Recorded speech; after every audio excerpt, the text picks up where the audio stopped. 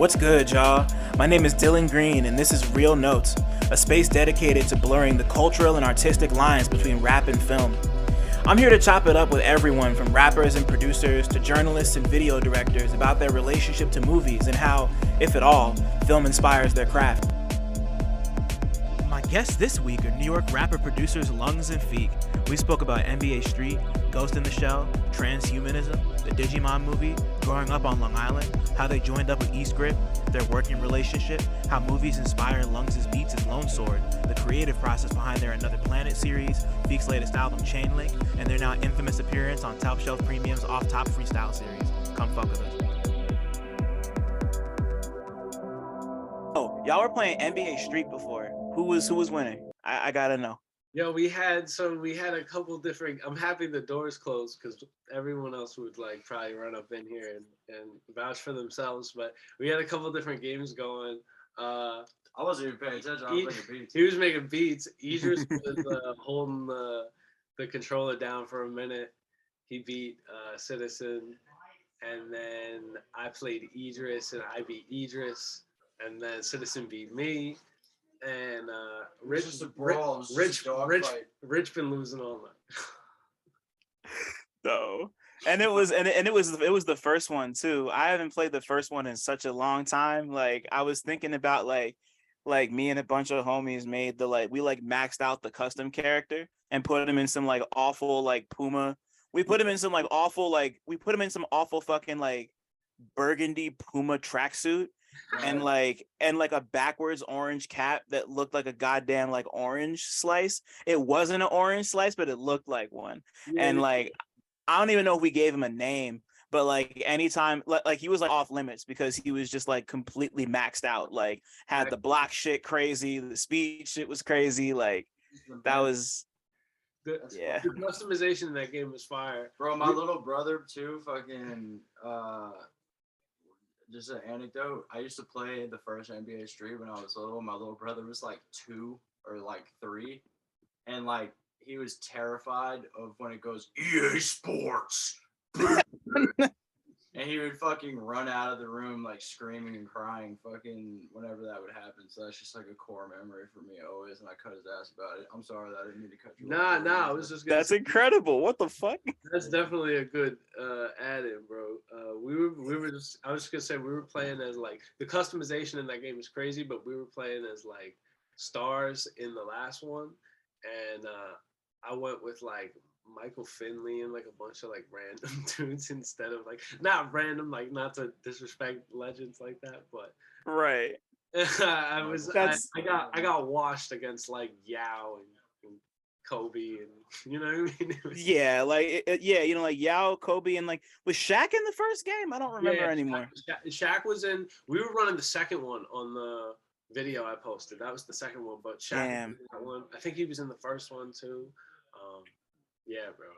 Shit, I'm mad because I've been looking for a copy of the second one forever, and like it's like one of the hardest games to find. That is like you know like if like I bought it when I had it, but it's gone now. Yo, and games got so expensive too, yo. Yeah. Oh, y'all were playing on the GameCube. Okay, I didn't even realize. Yeah. It was GameCube too. Damn. Yeah. Fuck. I found like there's a vintage game store near my crib, and like they had a copy of Def Jam Fight for New York.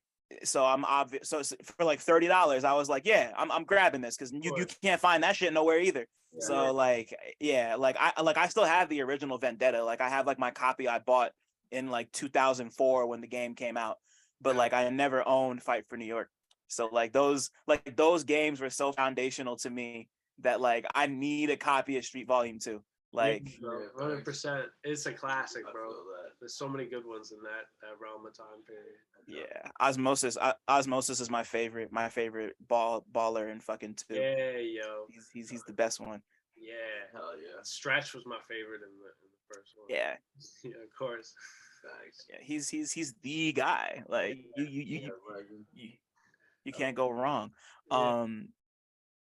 What's cracking, everybody? Welcome back to the late show, the late Real Notes. This is already tight. But my name's Dylan Green, CineMasai. I got a lot of names, do a lot of shit. Things are cooling down. It's almost the holidays. It's brick out. I got some eggnog from the store. I'm trying to warm up later. It's gonna be tight. But I'm with not one but two fellas who both also have quite a few names and do a ton of shit. And it's been really fire to watch them kind of, I mean, like, they've been around for a while, but like they're reaching some sort of pinnacle right now. And like, fucking Grips in the building, Feek and Lungs, Lonesword, producer, Lungs/Lonesword, rappers, producers, fucking Grip representatives, gamers, fucking cool white dudes. Welcome to my shit. Thank y'all. Bro, thank you for having us, for real, man. Fucking happy to fucking be here, bro. Yeah, bro. Oh man. Big love. Legendary shit, yeah. Come on, man. For real. Thank y'all, for real. Like, it's been like, like, it's been like, I feel like we haven't known each other for too long, but it's been like beautiful and fruitful, and y'all have been hella supportive, and like your music's been great, and just like I'm just happy to have y'all here to talk bullshit with me. So thank you. It means the world. Easy, and like, easy, we're always happy. You know what I mean? Like, always happy to be here, type shit, for real, bro. Yeah, like, bro. Shit is fire. Yeah. Thank y'all, man. Damn, like yesterday I was thinking back to I was thinking back to the night of the fucking the injury reserve Akai goddamn Arm& Hammer show at Warsaw, and we fucking all wished Nick a happy birthday and all laughed about it. That was like such a beautiful night. I don't know why it was on my brain, but it was a great night. And yeah, that was, bro. That was a big. That felt like a just a big step in the thing for everybody. You know what I mean? It was like a momentum type of thing. It felt like was occurring at that point in time. We started to see a lot of good looks and good feedback and heads, getting put onto our shit around the same time. So that definitely it makes sense as to why it would stick out, for sure. Hell yeah. right. Yeah, bro. And it's like, especially like, I don't even remember if I was at that. Was I? Yeah. I was there. Yeah, no, you were there. You were definitely there. I don't remember shit. It was we were in the green room, and was that where were we? Was that? It was at Warsaw, right? It was at Warsaw, yeah. In Bushwick, probably. Yeah, Perlies on deck. Yeah, bro. Yeah, that was a very fucking special event, bro. I can't remember. And Sharif was there. Yes, I do. Remember. I think it heads that. I do remember that. Fucking yes. Silence was there. Bagels was there. Yes. I know exactly. Yeah. For me, it's like, bro, I literally just have been like, over the years, there's just been so many fucking like green rooms where I'm just like, I literally be on some shit where I'm like, I don't remember the venue names, because I've just been like, there's literally spots that I've like been to over the years where I'm like, yeah, I know exactly what that spot looks like, but I have no idea what the fuck that shit is called. But the thing that I was gonna say is that like that night, and then a bunch of nights, honestly, recently, I mean, for me too, like, it's been really fucking insane.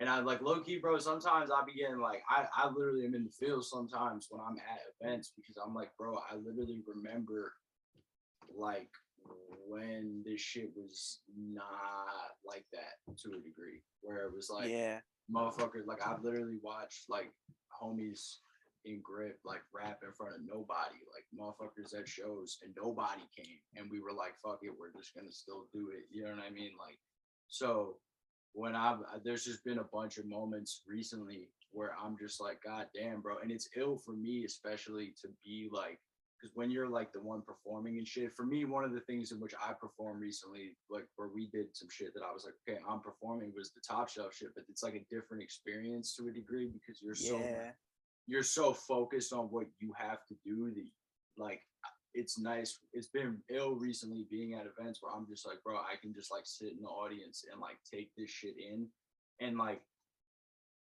almost watch everybody appreciating shit that I've known was ill for mad long. And it's like just kind of sitting in the audience and being like, dude, this is so fire, because I'm watching this shit like connect with people in a way where I'm like, word, bro, like I felt this. Like I knew I wasn't crazy type shit. You know what I'm saying? Like just in terms Yeah. and it's like when it comes to me, it's like I get all wrapped up in like just like trying to like do the absolute best I can. But when it comes to my homies, being able to just like be there and be like, word, bro, like this is so fire. Because it's just like motherfuckers are doing shit. And I remember when it like wasn't, and granted, we're nowhere near like what we're trying to get to. You know, it's like the Right. motherfuckers are climbing up, but it's just like, and the shit gets crazy, bro. Like from time to time. I mean, anybody who's an artist knows how like intense this shit gets. You know what I mean? And New York is intense as shit too. And it's like kind of the crucible of the thing in a lot of ways to a degree where it's like the shit is very very crazy, but it's just like for me, I've just been trying to like take those moments in and be like, word, bro, like this is shit where I'm like, we're not where we want to be yet, but like this shit is now getting to a point where I'm like, bro, like motherfuckers have come a long way. So it's like the shit is fire. Definitely has been good, you know. Yeah, we've been at it for a while, and for it to even come to some kind of. I mean, bro, even this shit, like whenever I do interviews and shit, it's like surreal. You know what I'm saying? Because like the fact that people like give a shit about all the craziest shit that was like in my head and all this other shit, just for how long the thing is. It's just like, you know, it's shit that like keeps you invested in the thing and keeps you going. Because it's also shit where it's like, you know, to a degree, it's like my younger self would be hyped on this because we've been rapping. You know what I mean? Like, my younger self would be very hyped, and it's like as crazy as like the art shit can get, and it's like the starving artist shit, bro. If you don't like fend that shit off, that shit is no joke. Especially if you're in like COVID was interesting because everybody got like a break, you know, like from like all the work and everything that motherfuckers had to do. But fucking like post that shit, it's just been a matter of really like kind of maintaining like that connection between like, yo, bro, like I'm doing the thing that I need to do, and this is going to be the thing that like is sustaining me because I'm never going to have, despite all whatever bumps motherfuckers encounter in the road, I'm never going to, at the end of the day, have like that, like, yo, man, like what happened to me, bro? I didn't like do the thing that I always wanted to do type shit, which is like some shit that's like mad important, you know, like for real, fucking. Yeah. But yeah, fucking. That's really how I've been feeling, bro. It's been lit, like all those events and shit. It's fire. Yeah, I'm just happy. I'm just happy for like the both of y'all specifically, because like just like seeing the way we're gonna get into all of it, but like before I start like the actual shit, like you know, like you two have such like a beautiful connection, like together and apart. Like even when y'all aren't working together, like I mean, like you're obvious, like you're your own individual artist, but like I love the way that you work together, and it's so dope to like have you both here right now, because yeah, like y'all are great, and I'm really happy for all the success. And I don't know that I've seen y'all play yet, but we're gonna change that soon because I be around but not around sometimes, and feel that for sure. That, bro. 100%. yo, but fucking first question that I ask everybody who comes on here. I mean, I already know the answer, but we could talk about it. What was the last movie that y'all watched that you had a strong opinion about? All right, so we weren't prepared for this. Fucking, we watched Ghost in the Shell. Ghost in the Shell. The original joint. So, had y'all seen it before? Nah. I think I'd seen the newer one, but I didn't see the original joint yet. There's like a few versions which I'm not well versed in being able to. If there's any like super fans out there, I don't want to. Yeah, we're probably about to get violated. We wanted to do shit blind. We wanted to do some shit that was like, you know, something recent that we could run up on, but like, it was dope. It was a dope flick too, especially with the fact that it felt like it was ahead of its time. Yeah, that shit was fire. On some like, it's like, have you seen it? Oh yeah, I've seen it. Yeah. Okay, It's always interesting to me too. For like the first thing I'll say, it's always interesting to me how like Drip fell off. Like for a little while, like everybody had like if you watch movies from like that era in the 90s and then also just like the 90s themselves, it's like those fits were all like they were mad acceptable fits. And then if you go to like the Y2K era, I'm not saying that like motherfuckers weren't fly during that era. It's just like the percentage of like unacceptable fits that people were just like wearing was like mad crazy. So every time I watch that shit, I'm always just like, what even with the animation styles and shit. Yeah, I'm always yeah. just like, if you watch shit from like 2004, it's always just like way like I don't know. The animation style was really ill. That's crazy because like I feel like a lot of that has to do with the fact that nobody thought they were gonna survive Y2K because people really believed in that Y2K shit, and it was like, well, we're still here. Let's just go fucking crazy and just like wear just wear all the things, all the colors. Like you know, like that was the era when Bjork wore the goddamn dress with the it was like a goose. Right. Like the neck strap was a goose. Like Just all looked like it was like everybody looked like they were in middle school. yeah. Like everybody, I was like, so, like, and granted, like I was a child, so like I don't fucking know, you know what I'm saying? Like right. But you knew that, like yeah. Right. Like, now in hindsight, I'm always just like, bro, what the fuck happened? Denim baseball jerseys, like yo, don't even remind me, bro. Y2K too, and it's interesting because I feel like that shit dead kind of relates to that film to a degree. Yeah. It's like that shit came out in 95, 95, motherfuckers. 95, 96, yeah. It's supposed to happen like 2000. yeah, 2000. Mm-hmm. Yeah. January 1st, 2000. Yeah. It's fucking, bruh, like, I feel like that movie was kind of ill to me watching it now because everything is like fucked and digitized, and it's like something that's even been weighing on like my mind recently where I'm just like, bro, I remember like when I was like smaller, I used to even like with flip phones, you could like go outside and like not be connected to this like whole other fucking thing. Yeah. And I feel like that shit is interesting because it's like the movie itself is like from what I got, it's like about an AI attaining consciousness, right? Yeah. Like that. Yeah. Like the dude ultimately like attains consciousness, and he's like, yo, like I need to evolve basically because like if I evolve, like the whatever I evolved into will be like more perfect than this thing, and it'll have like a better chance of like not being stagnant, which I thought was interesting because like the dude who was a villain, like he was kind of a villain, but like was he at like the end, the way it ends, it's like it almost just ends where Shorty's like, all right, bro, like that was sick, like I'm happy that I'm like this other thing now. They had the concept too of everything like networked out through like mind control or just like them talking to each other through like they'll like close their eyes for a second, like not they won't be there with each other, you know what I mean, in the same place. Yeah. They'll like have communication via just mind, and yeah, that whole concept that they be playing on throughout the whole thing is really cool because it's like hacking into brains. And I don't know, for a flick in the 90s that was like, I know there was like hackers and shit. Well, that's like what they were the most concerned about that shit. shit. Yeah, they were like they were shook of like, because the internet, I'm sure, was ironically just... they couldn't do shit. Like they probabably couldn't do shit compared to today. The hackers today, right. Insane, bro. Like yeah. But no, they were still at the point where like, you know, like the internet was a thing, but like websites weren't. I mean, like websites were like being used, but it was like people in 95 couldn't comprehend what we have in 2022.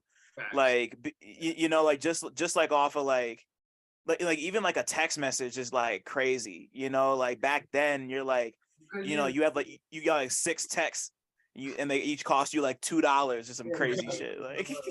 And it was like per word, bro. That's why right. Per letter. We had flip phones too, bro. So it was like I remember typing out. I wish it had an advanced past like flip phone. A word like was the like flip phone was really like that should have just been like the perfect level, like you know what I mean, like motherfucker. Yeah. Like or nah. Sidekick or like yeah, like, even like the original BlackBerry, just like leave it there, like that's fine. That's the most advanced. The fact that it took like what 20 taps to get like a word in, it's crazy. Like you know what I mean, or like we were struggling, bro. Shit is fucking wild, and it's like that shit is wild now because it's like even when you watch that film, it's like I don't know, it's just like them kind of like speculating to a degree on like what the fuck, like I mean it's like clearly kind of like speculative in like what's gonna happen when shit gets like increasingly digitized. And also weirdly it kind of reminded me of like aspects of everything everywhere all at once. I don't know if you've seen that shit. I have, yeah, and I've It's seen that hella literally times already. that where I was like, damn, bro, like it's kind of almost like these people kind of are like the motherfuckers who can just move through people type shit. And even though it's like Yeah. totally different, it's not like they can literally move through different people type shit. There were just certain aspects where I was like, damn, like the network thing, that kind of like string theory aspect of like just like different networks to explore and all types of shit. I was like, damn, this shit is really fire.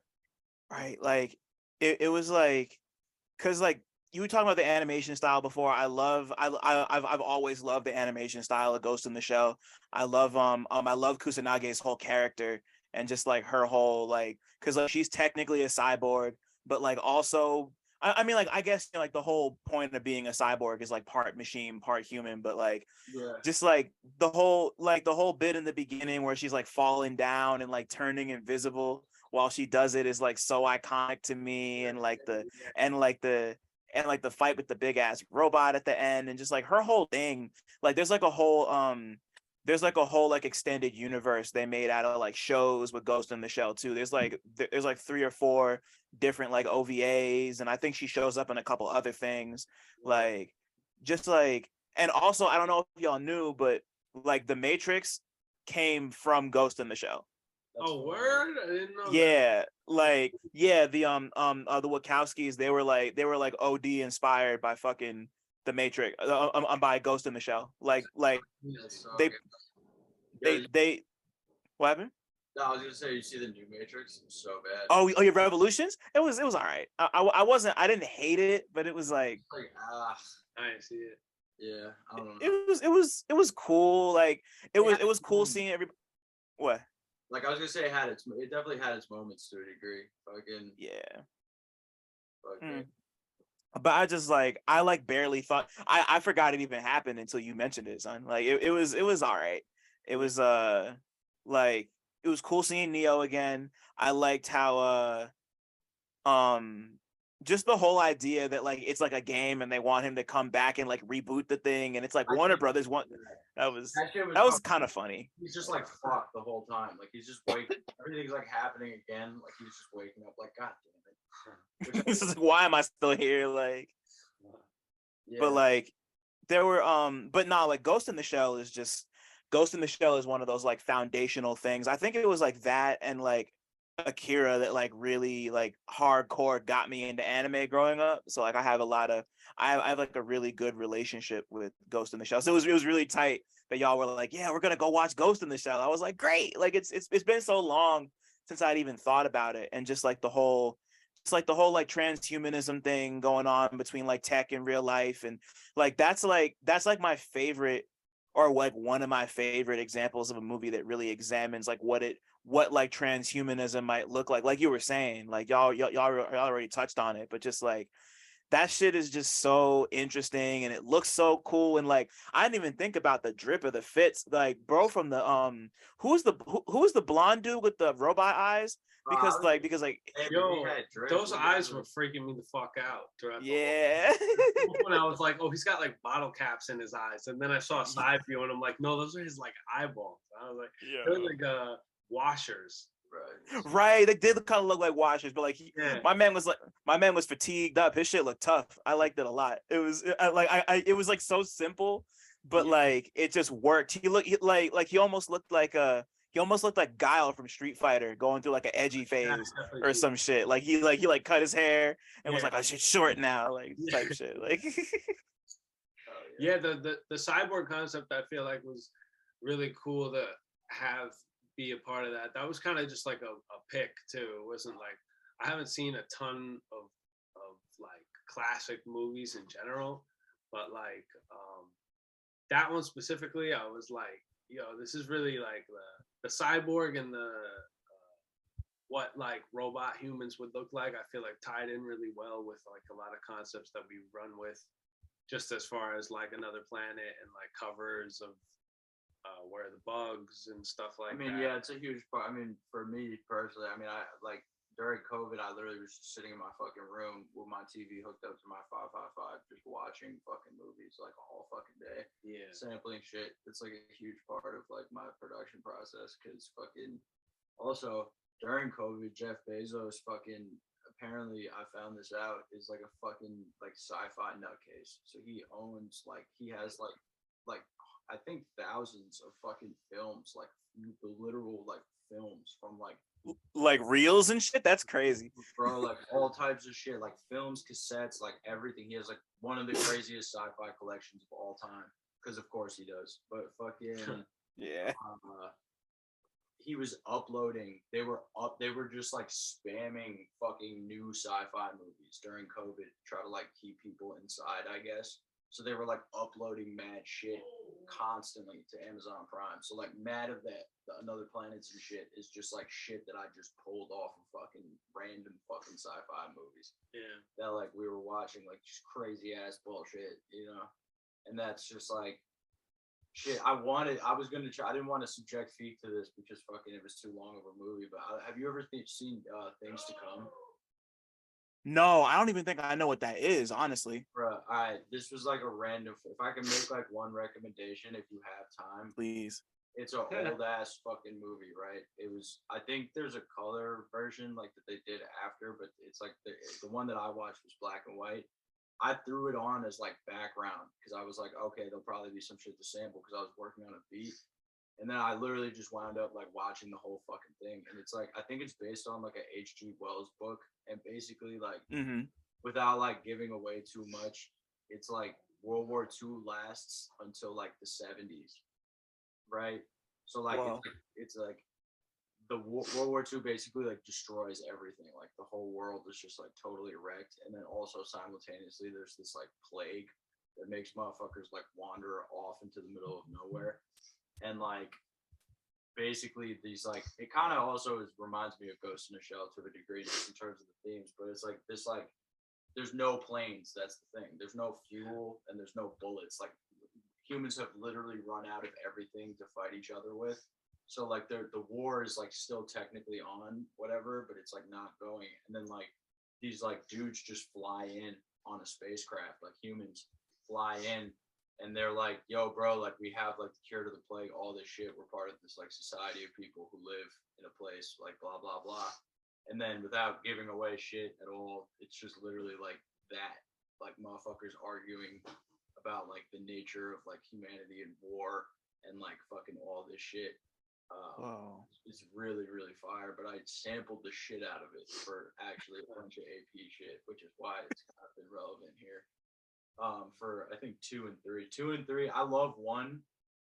Another Planet 1 like has a special place in my heart because it's the one that started it. But I feel like that was the one that set the tone, and then 2 and 3 were really where I feel like me and Feek like actually really defined like, yo, what is Another Planet? Because initially it had just been the first tape name, and then we were like, nah, like we should run with this. But then like 2 and 3 were really part of like the process of like, all right, what is this? You know, like what is going to be the thing here that we do that's like the thing type shit.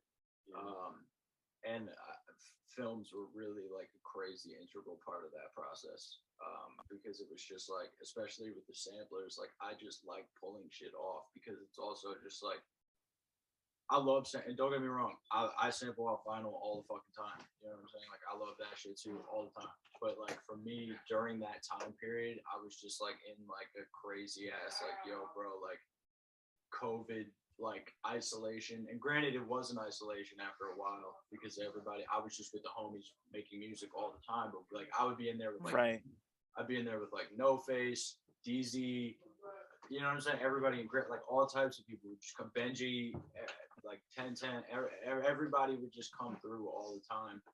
And I would just be in there fucking watching random ass movies about like, okay, bro, like the slug dudes from like another planet, fucking this movie, you know, like all the time. Yeah, the good shit, yeah. Yeah, and just like grabbing little ass shit and trying to find like space to live in with like small amounts of shit or just a lot of shit that's like layered on top of each other, like creating a total new environment. Because like I feel like that's an element of Another Planet that we really kind of want to keep, is that it's like experimental definitely to a degree in just terms of like, I don't know, a lot of the production is just weird ass sci-fi loops that the motherfuckers have found. But like for me, it's like it's been about creating like a cinematic place, like creating like an environment in which like it's just kind of reflective of like whatever current chaos that like is like enveloping everything that's happening right now to a degree. Wow. Like, in terms of everything. So it's like that's really kind of been like the way that I've been able to kind of just like assemble all these different pieces of like chaos and like cinematic shit, and then just like have it also be like, and that's just on the production side, and then having that contrast against the raps, which are like chaos, but it's like what we've been working on. I feel like both of us, Yeah, easy. is just refining that. I was just gonna say too, with a lot of his production with that throughout the whole thing. Without that, it wouldn't be nearly as easy to make the covers too. Yeah. 3, you know what I mean? And shout out to Joseph Koch. Yeah, Joe Koch. Joe Koch. Yo, if you're in Sunset Comic. Park or if you're by Industry City or Yeah. anything, go fuck Industry City. Don't go fucking. I mean, go There's there. there's a comic warehouse that we went to for a while. Lungs put me on to it, but it's like 2 blocks away from. it's Industry like a City, time right by capsule. Costco. The And shit it's is like like literally, Damn. it's like stuck in like the 70s. it's like a warehouse that's filled with literally everything that you could possibly imagine, like like a comic, like a vinyl- claustrophobic. yeah, warehouse. like literally, we shot a music video in there actually for AP4 that's gonna come out. So it's like literally, bro. It's like you'll go into and it's like, bro, it's like real. And the dudes who work there, shout out Joe, fucking shout out everybody who works there because they're the homies. It's just real weird shit, and it's like also shit that's like actually like within New York. I feel like it's like last of a dying breed, like New York weird shit. Like you walk in there and you're like, oh shit, bro, this place is just fucking weird. This isn't some like new age like fucking expensive ass comic or vinyl fucking store trying to be like everything's retro. a mess. These motherfuckers, this shit is fucked up. There's no organization. Like you'll just pull shit out and they'll be like, where the fuck you find that? $5, whatever. Like what? Like it's just literally, bro. That's where I got all the. You could go in there and get a bag of 45s for like $3, bro. Like it's fucking like motherfuckers have literally charged me like less than they're like, these are all cracked. And I'm like, I mean, yeah, but they'll work. And they're like, all right, whatever, just take them. Like, they're mad cool. They're the homies, bro. They're great. But like that is the source, and it's chaos there, which is also engulfs what we do too. It's the source of all the comics. Like that's really where a lot of the vinyls came from that we got, and that's where all the fucking comics came from. That all the covers are comprised of. Yeah. Joe Koch. Shout out Joe Koch. Yeah. Joe, that's so crazy. And where is this place? Actually, especially, bro. Like you'd love it. You especially would fucking just be like, oh my god, bro. How? What'd you ask it? It's on. All right. It's on 41st in Sunset. It's on 41st in Sunset between 2nd and 3rd Ave. Yeah. Got you. Oh. Yeah. Yo, if you want her, just like if you're ever like around, just hit us up. We'll take you there because they'll. I got you. Yeah. Nah. I might need to take y'all up on that. That sounds beautiful. Yeah. Please, bro, please do. And it's like really weird, bro. It's like you got like Orthodox Jewish dudes buying porn comics and they're like hella embarrassed. Let's go. Crazy, bro. Like it's the 90s for real. That's so crazy. It's a time capsule. It's always fun. And and the dudes are great because they'll just shoot the shit with you too.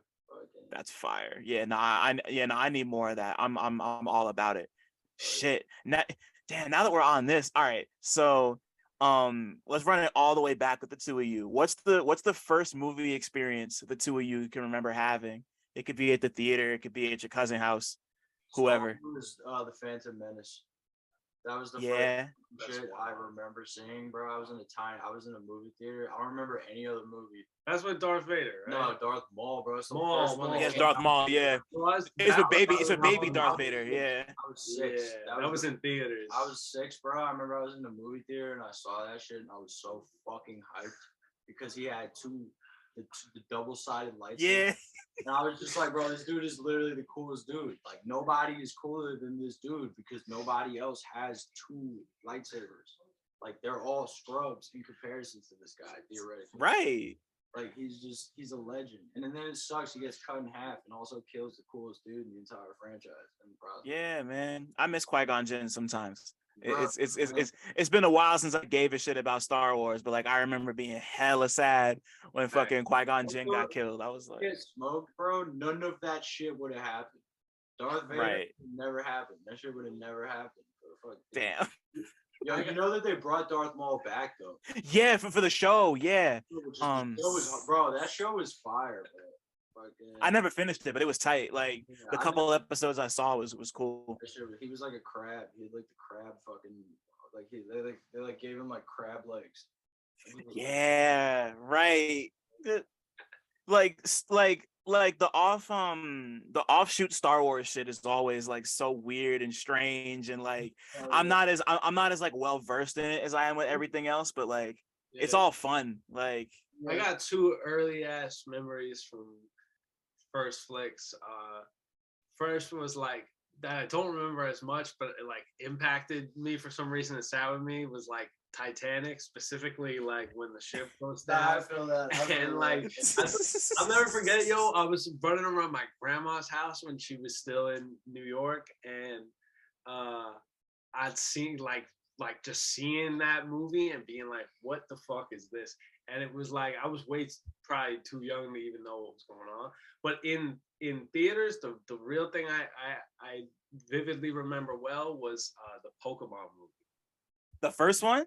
Yeah, in 2000, that shit came out. Yo, they gave did you see it in theaters? Yeah. Did you get the little? I got the new card. Yeah, no, I'll never forget it. Oh man, most hype, bro. Those are worth some good money. That shit was fire. Yeah, I got my card book around here somewhere. Like I might have mine in my card book somewhere. Yo, that's crazy. That's gas. Bro, I still have my Ruby. I was gonna say, bro, the most hype I ever was for any commercial, and fuck commercials and capitalism, but when they fucking, do you remember when they dropped the Pokemon Ruby Sapphire like teaser commercial? Yeah. That shit had me more hyped than anything, bro. I just remember I was so hyped because I was like fully sentient. Like I had gold first, I think, but I could barely even fucking read when I was playing that. So I was just I like learned how to read to play Pokemon actually. Damn, what? I like barely could read, and then I remember I was playing gold and I literally was stuck because I couldn't fucking get through the dialogue of the first dude who pulls up on you. And he's like, yo, the dude who like gives you the Pokeball, I couldn't read, so I couldn't fucking I just was like, bro, what the fuck? And then I was like, nah, I gotta figure this out. Like shit. That Gold was the last game. Was the last Pokemon game, or at least like one of like the mainline like actual factual Pokemon games that I played. I just didn't have any of the other systems after that, and I just kind of fell off. But I love Pokemon. I love Pokemon the movie 2000. Fucking Lugia was everything to me for like a whole hot ass minute. Yep. And like I don't remember much about the movie except for the like they had like a Lugia song. And I remember Lugia's song, but like that's all I remember. That was like the big deal for the. Have you ever seen the Digimon movie? Of course. No, I still have my DVD copy of the Digimon movie. That movie was, I'm no shade to Pokemon 2000. It was incredible in every way, but like stakes wise, this is crazy. Better get a comparison. Digimon movie smokes that movie. It's better. I'm sorry. He's right. It's better. Fire, better. We made me and Rich. It's not the same. Me and Rich, man, it's not. I feel you. There's a certain two different universes. It is. There's no comparison. It's not like you can't compare. It's not like Messi. The Pokemon movie is perfect. There's nothing wrong with the Pokemon. It literally is perfect. Like what's wrong with it? Nothing. Absolutely nothing. But like for me personally, when I was like the Digimon movie, bro. We made a whole tape called Get in the Computer based off the Digimon movie. Because, like, literally, in the Pokemon movie, they're like, oh, no, they're going to clone all the Pokemon. That'll be bad. Because it'll be bad. They're going to fight. But then the Digimon movie, they're like, damn, the Digimon got into the fucking, like, the nuclear power systems of every single country. And they're going to shoot. Yeah, he's about to launch all the missiles. Hey, bro, bro, get in the computer, bro. Like, you got to get in the computer right now, bro. Like, else they're going to shoot the nukes off. Son, like... Yo, War Greymon happened, and like War Greymon like becoming a thing like changed my life. Because and you know why? Because it happened to like Less Than Jake, there's like a Less Than Jake song playing, and then like boom, it's War Greymon. Like that was like Bro, the soundtrack to that movie was just That's so the funny, kids bro. all send the email, The, bro. When the Ty ska, goes, the how ska can you not music. shed tears when Ty goes into the computer, bro? Like that's his mans. He had to go into the computer to be with his mans, bro. Like that shit is so. And then, bro, the hardest part of that movie is the ending, because then you realize that the bad dude wasn't even bad, and they like smoke him, and then he's like, "Thank you." Remember that? yeah. Then he's just like a little. He's like the little guy. Yeah. Bruh. It's Cocomon. That was his name. His name was Cocomon. Yeah, that shit was crazy. Pokemon, bro. And like the whole time, it's like his Yo, that don't feel like a bite of Pokemon. his brother has yo, Digimon came out first. It's a fact. Is that true? Yes, a fact. I think it did. I'm not gonna quote you, but I'm pretty sure it did. I'm like 70% sure. It would The sound like new it makes Digimon sense. shits are also fire because they realize their fan base like age. They don't have any new fans. Like kids aren't gonna watch Digimon shit now because That's it's funny. like I feel like Pokemon as a franchise completely outdid them when it came to like games and engagement and just like all types of other bullshit. When it came to like a total franchise, Pokemon has them smoked because they just have so much more. Yeah, it was tough to amazing- compete at that amazing time, shit. too. But it's like Totally, yeah. it's way more of like an anime because it's fucked up now. It's not like a kid show anymore. Like the newer ones, I think it was like 2016 or some shit they came out, but like fucking, it's like they're all grown up, like they're all adults, and it's just like fucked. It's still fucked because it was right. kids, but like it's like even see like because like the original Digimon movie was already incredibly fucked up. You know, like like the movie opens with like all the kids in the apartment and fucking Greymon is just like outside just like destroying everything, and these little kids are like, oh, look at this like fun dinosaur, and the parents are like, yo, like get in the house. And then like kill you, bro. Like he's gonna like it's not like, oh no, like Ash can't die, bro. Even when he got frozen, the Pokemon just cried and brought him back to life. Like, yeah, Grandma was fighting for his fucking life in there, bro. Like, that man was about to get smoked by that dude. He was fighting for his life while they were playing Mighty Mighty Boss Tones, Fatboy Slim, goddamn Less Than Jake, and like whoever the dude was that rapped the Digimon song. Like it's just like the crazy soundtrack. And they got all the kids from all over the world to send the fucking emails to slow him down, bro. That shit was crazy. Yo, they were on different times, huh? That was like I saw that in the theater too. I was bro, the governments, the world governments were like, damn, we gotta let these 6-year-olds with these fucking monsters just fight it out, or else we can't do anything. Like they're calling each other like, we don't want to nuke you, bro. Like, like just bugging, bro. Like, oh man. There's something so positive and wholesome about that shit, because it's just like kids are like literally the future, to the point where like all the adults have no idea what's going on. You know, like fucking Ty's mom is like going to work like, hey honey, make sure you got like your work and shit. Like also, what did he drink? Also, Izzy drank the fucking, she gave him like, what she gave him, like beet juice or some shit, or like prune juice. She gave him so it's like something. Shit, all the nukes are about to go off. His man's is like literally in the computer, and he just has to shit. Like he's like, bro, it's like real. It's crazy, bro. Like that's, that movie recently I watched actually made me like actually give me some strength to like persevere and shit. And then the Ip Man movies when we were upstate. Bro. Wow, that's crazy. Bro, when we went upstate, right? Like last year. We went upstate crazy. Last year. Fucking, or like 2021 November. That was 2 years ago. 2 years ago, crazy. Fucking, it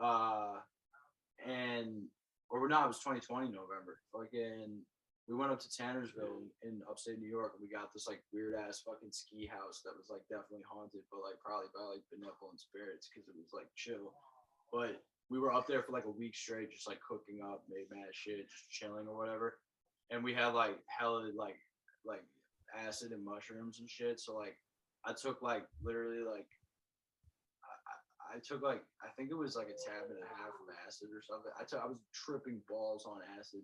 These dudes are all fucking playing fucking like They're not even playing We beer took pong. They're acid, just so making we were like, trick shots. we took shooting. acid. We were doing trick shots. Like motherfuckers are just shirtless, like yelling, making trick shots. But like I'm in the corner peeking, and I watched all 4 Ip Man movies like back to back consecutively.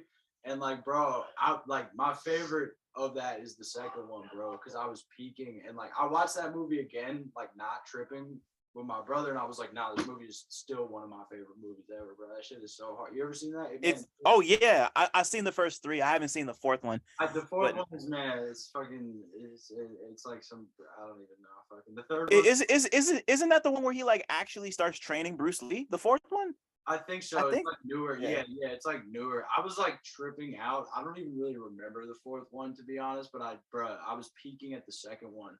And like when the dude, like when he like that guy, bro, like he was making me so fucking uncomfortable because I was on acid, like the boxer dude, and like like the whole time, like bro, when he kills the old man, and the old man will like won't stay down because he's like, oh, if I stay down, all of China stays down.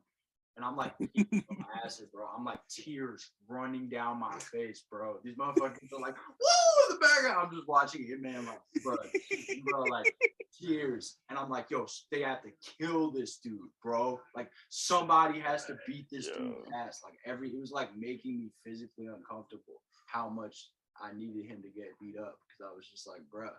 And then when he finally beats his ass, I was just like, bro, I was tweaking. Like, in my head, I was like, this is like the craziest shit, bro. Like that shit, and like weirdly, bro, that shit influenced the way that I started rapping, like on my shit, because I was like, whoa, you can punch these motherfuckers, and I was like, bro, like he literally, it doesn't matter, like it does. If you punch somebody that fast, like if I can get 3 punches in for every 1 punch that you throw, it's a wrap, bro. Like you're just gonna get beat up, like. Yeah, he's gonna get swept by the ocean type shit. Yeah. Yeah, and it was like that's just kind of some shit that influenced, the thing. In terms of that. Damn. That's so a great movie. That's incredible. Because I was gonna ask if there was a movie that you saw that kind of like touched you in a way that was more than just as a piece of entertainment, and that's a fucking fantastic answer already. Okay. Like that would be my answer, bro. It bad too, bro. That shit. Right. Phiik, what about you, bro? I need what like was there ever anything for you that hit you? Maybe not that hard, but like something that just like made you appreciate movies as more than just like. Oh man, shit. It's kind of weird, but I remember I really disliked Clockwork Orange. Yeah, I fucking hate that movie. I don't know what it was about it. Fuck those dudes. Those are all fucking. It like I kind of like it's like I guess the way about it was like I don't know the whole steez wasn't like they had no drip. I'm like, why am I supposed to do Alright, no drip, dude is a rapist. Yeah, and they like drink mad milk, which is like the whole thing is like the Corova milk bar. Yeah, that's their whole thing. Like, and they got matching like weird ass hats and canes. Shit is just whack. Dudes are bums. So movies like that kind of I don't know, that one specifically. I watched that shit when I was like mad young too, on some like it didn't like fully register to me what it all was when I watched it, and then like I was like these I don't know. That's a good example of something that I would never want to emulate. And it's like I know that whole thing has been covered already with like Cage and like a lot of dudes. I don't know if you're familiar with like Weathermen. Yeah, I am. Yeah, like Cage did a whole like why do you want to emulate this dude? Yeah, like the Agent Orange, like Movies for the Blind, I think it was called. And it was like that whole thing was like very based off Clockwork Orange, and yeah, that's just always been whacked to me. Something let's go. Something I would never want to fuck with, you know what I mean? Yeah. Damn. I'm the opposite of what he gave me. Yo, fuck. No, that's all good because like it's great to see something that like affirms to you like I'm not jacking that. Like that's that's almost as important as knowing what you like, is knowing what you don't like. Right. And I'm happy you brought up Clockwork Orange specifically, because I haven't seen it in probably about 10, maybe even 15 years. Last time I saw it, I was in high school. And like I enjoyed it just off the strength of like, I like Kubrick. I think he's a great filmmaker. But Sharif like hate me for this Yeah, also. he's gonna- Sharif is yeah, no, Sharif's gonna destroy Yeah. you, bro. I'm sorry. Yeah. I can already hear him saying it in my head. But Yeah. like You need to go. but but I get it, because like A Clockwork Orange is one of the earliest examples of a movie that I can remember seeing where I thought to myself like, okay, so I'm not supposed to like these people. And like it's like the movie is like, the whole thing is like, this is you're watching bad people be bad, and you're supposed to know they're bad. You Right. feel me? Like it was like That's so his job. so right. So like I appreciated it on that level, but I haven't seen it in enough time to know if I like, like, and you know, like, we were talking, what's it called? Lungs mentioned it earlier. Like there's like a whole rape scene in the movie and they play it out for an extended period of time. It's like, like it's just like, okay, we get it. These are bad, terrible people. And it's like, that's, like your mileage will vary when it comes to stuff like that. And I haven't seen it in such a long time, but like, Yeah. I don't know that I need to watch a movie like A Clockwork Orange again. Like it's one of those things you could watch once and appreciate it just like based off of how it's made. But like there are like people who will like sit and like, it's like the same type of person who's gonna sit and rewatch A Clockwork Orange might be the same person who would sit and rewatch a movie like Menace to Society, for example. Like Right. that's like a like it's so hard for me to I love Menace to Society, Right. but like those two movies are like so intense and just like so sad and just like so like nihilistic and just like fucked up. And it's like, if I'm watching that again, it has to be like, I need to like gird myself and be like, okay, I'm about to watch this movie again. Like maybe I don't need to do this to myself, but like I gotta see this, this, and this. Like it's just like they're canonized, but it's like, okay, maybe not, like or like not maybe not, but like it's Nah, it's just like we get it, bro. I feel it's just like, bro, like it's like, yeah, it's like to a certain extent, it's just like, I don't know. I feel you 100% in that, like you can watch it, get the point, and then like not necessarily have to like go back there again and again. Yeah. You know what I mean? But yeah. Not much replay value. And it's not even about like fucked up, like, because there's like mad fucked up movies that I'll watch all the time, like Texas. Same here, yeah. I'll watch that any day. Yeah. The first one, bro, I love that shit so much. Which one? Sorry, I missed you. Texas Chainsaw Massacre, like the first. Oh one. yeah, hell yeah, classic. It's so good. Like it's just there's like I just love shit where I'm like, damn, they just like didn't fuck anything up in this entire thing. Like it's just like everything about thing is just like it's well done. Fucking that shit. What else? You gonna say fucking. There's mad fucked up shit that I'll watch all the time. Fuck. Yo, did you see the new All Quiet on the Western Front? No, not yet. Was it good? That shit is crazy. That shit is fucking fucked up, bro. That shit is nuts. I don't think I can watch that again. Even though I've read some shit afterwards that I was just like, damn, bro. Like there was mad shit that I definitely missed in that movie. That like just shot wise, like there was all types of like subliminal shit shot wise, fucking. Damn. See, I didn't even know they made another All Quiet on the Western Front. Like, how recently? Dude, 2022 just came out. It's fucking insane. Shit, what? Yeah. Yeah, hang on. Oh, okay. It's on Netflix. Okay. Yeah, it's like nah. Original movie. It's mad good. I mean, it's fucking fire. That shit was good. This shit, they called this shit an anti-war film. That's crazy. All right, yeah, I'm in. I'm with it just off of that. Yeah, I mean, low key that shit was, bro. Like that shit was literally like the book. The original is fire too, but the book fucking, which is written by dudes who were like, nah, fuck that shit. I feel like that was fucked up, like right. Shit's like really the last like really fucked up thing I saw.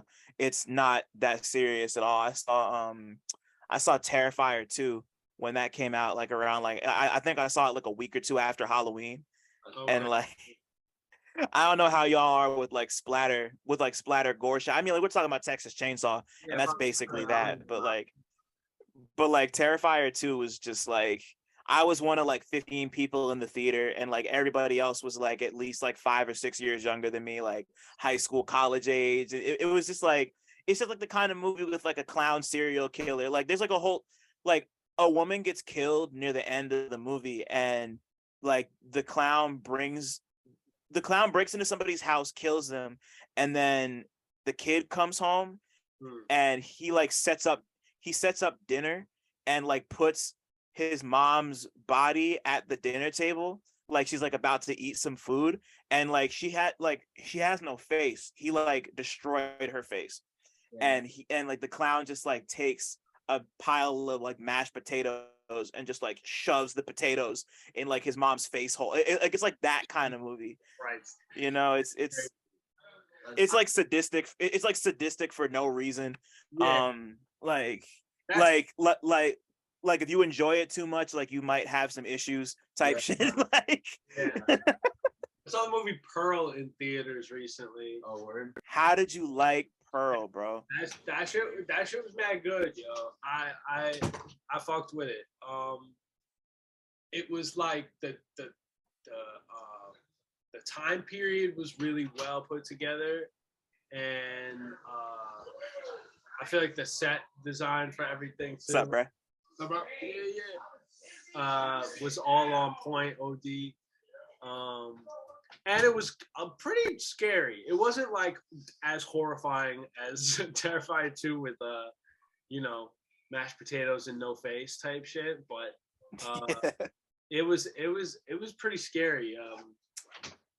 Is her name Mia Goth? I think her name. Yes, Mia Goth. Yeah.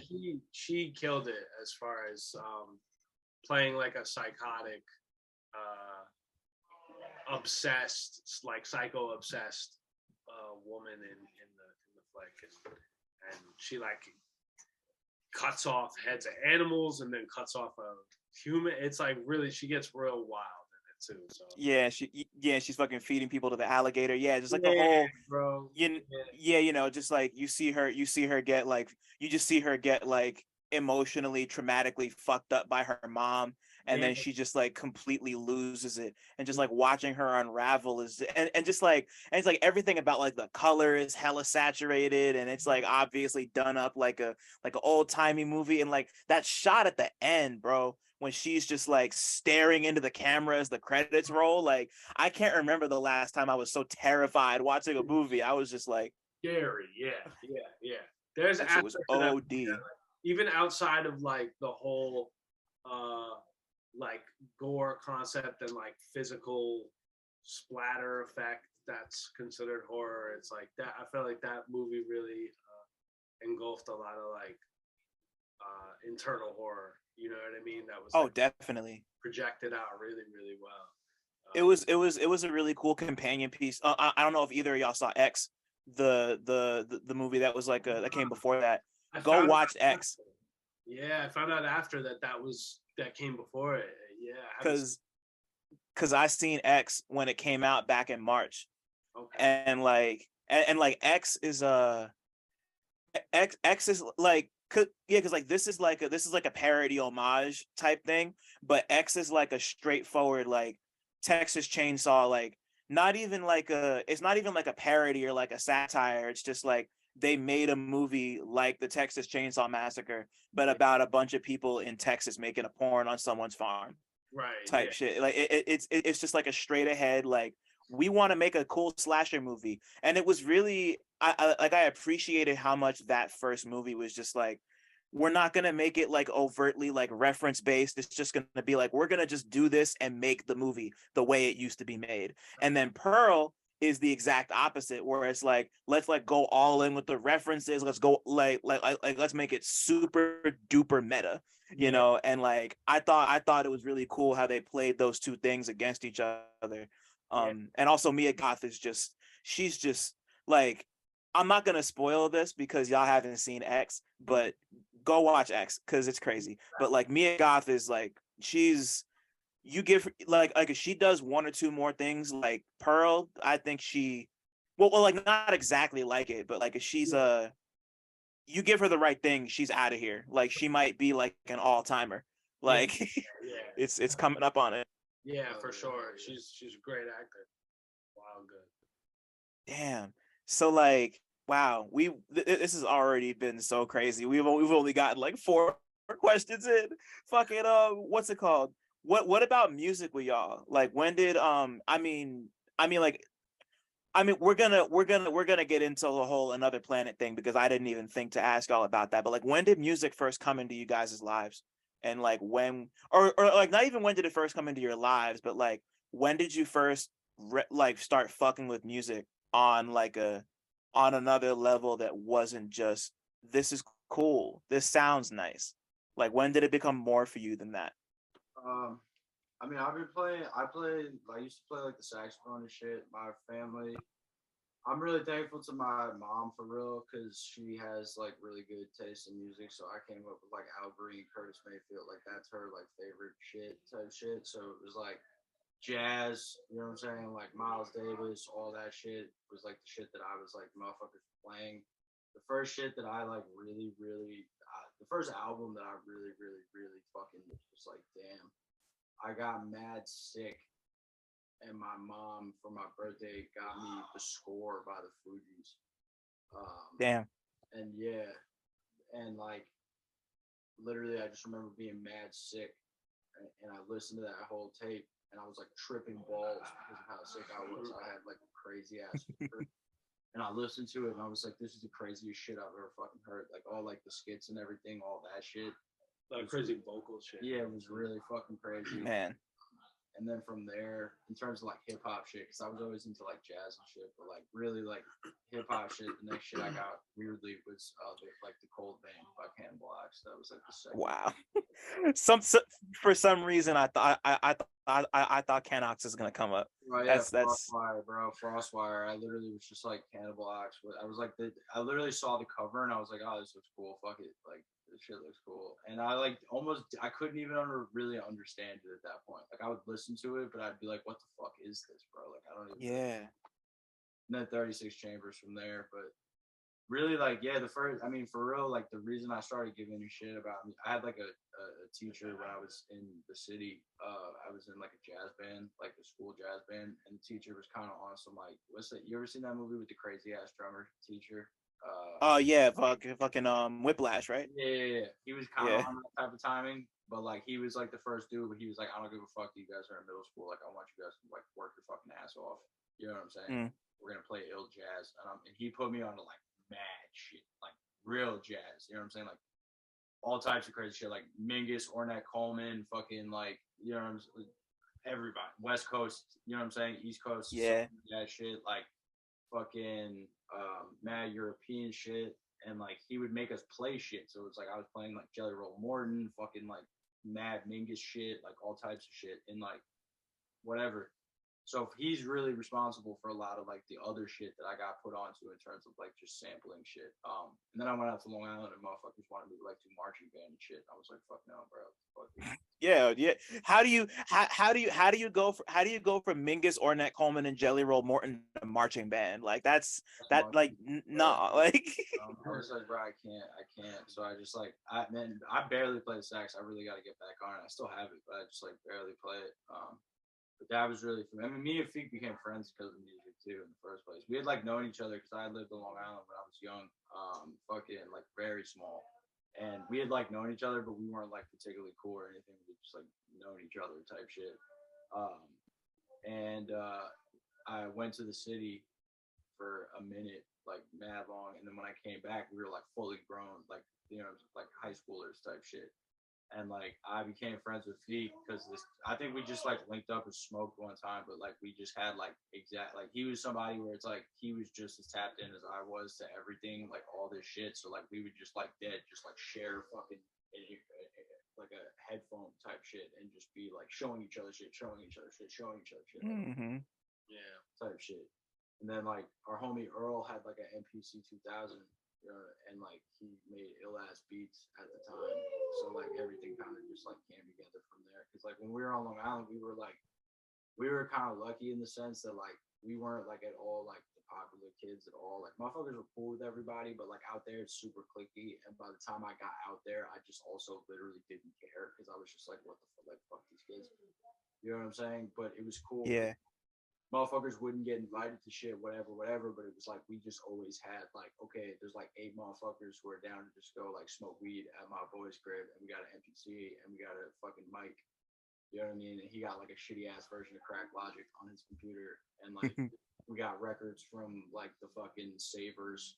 You know what I'm saying? Out there, and shit, and like we're just gonna do it type shit. So it was like that shit was really where it kind of like came together, and then.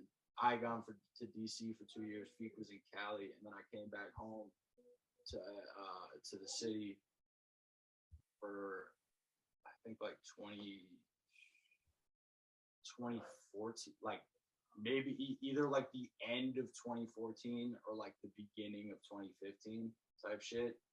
I met a Kai randomly. Phiik and them were still in Cali. I met a Kai at a fucking random ass event and his mic died, and he just like didn't stop rapping and just like bodied the set. His mic died, and I was like, that was sick. And then me and Gam wound up bumping into him at this like weird like random ass fucking like team backpack at the time fucking like cypher shit at the Google headquarters. And we like drove him to an event, and Kai was like, yo, you want to like be in this collective? And we were like, yeah, fuck yeah, whatever, fuck yeah. So that's how I joined Grip, more or less. And then we kind of just went from there. But God damn. What were you gonna say in terms of like shit? Music wise, yo, I was like, my pops really put me on to a lot of stuff. My mom too, but my pops put me on to. I was a big like hardcore punk fan early on. I used to like a lot of older stuff like Bad Brains and like Minor Threat, a bunch of shit like that. But my pops had a couple like Busta Rhymes CDs that I think he just picked out to have in there. And that was one of the early memories I had of like sifting through shit and not hearing like punk music or whatever, or like some kind of shit that wasn't hip hop. Do you remember which Busta album? Sorry to cut you off. I'm curious. No. It's When Disaster Strikes. I think it's yeah. I know that cover. Yeah, and he's like losing his fucking face. That shit.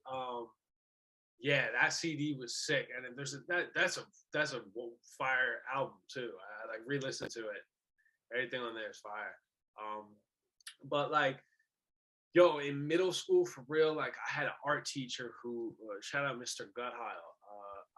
I have lost track completely. I hope he's doing well and whatnot. But like, he put me on to Aesop Rock when I was like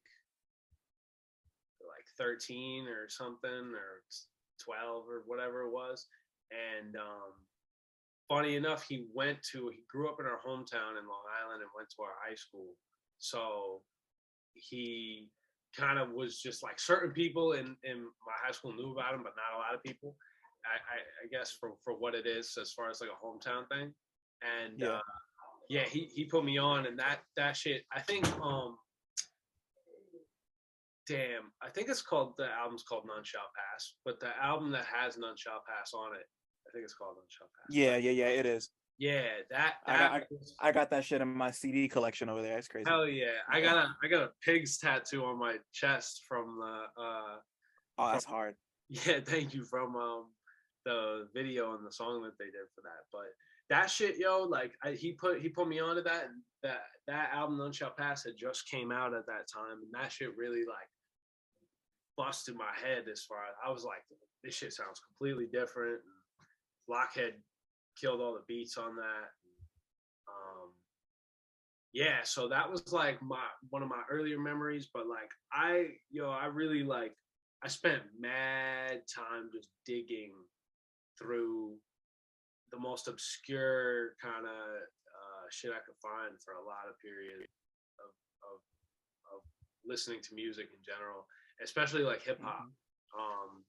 It just kind of immersed myself in it for like mad long. And the best part about it to me though was like, even when I think like I had found like so much shit, like Lungs put me on a Cannablox in high school at some point.